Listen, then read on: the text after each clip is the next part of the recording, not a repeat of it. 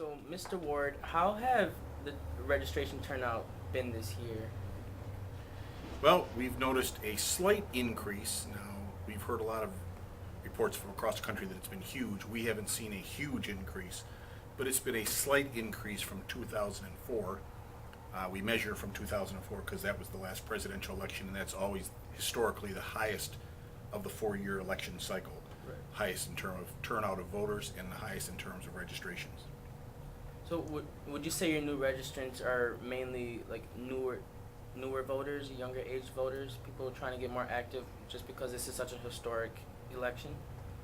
Well, I think generally the bulk of new voters are younger because as people come of age, they obviously register to vote for the first time.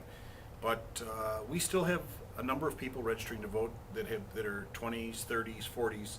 Many who, and I know, just happened today at lunch. I spoke with someone who told me that she had never voted before, but she registered to vote this year for the first time.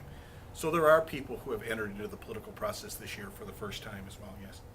Would you say that the percentage-wise, are there more Democrats or Republicans registering to vote this year? Well, in Erie County, it's a more heavily Democratic county anyway, so it would be expected that the registrations would generally track on a percentage basis.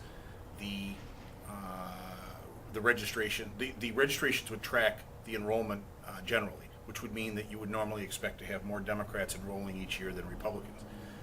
We did notice that there is a slight increase over the advantage that Democrats have over Republicans. In other words, a few more Democrats were registering voters were registering as Democrats, and a few less as Republicans. So the Democrats went up a little, Republicans went down.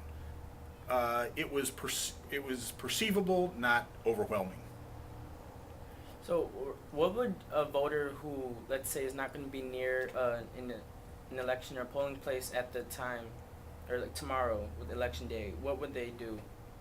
Well, under New York state law, if a voter will be outside of the county in which they live, and in reality it's if they have a reasonable expectation. Sometimes persons are on vacations or business trips and they think they'll be back on time, but they're not sure.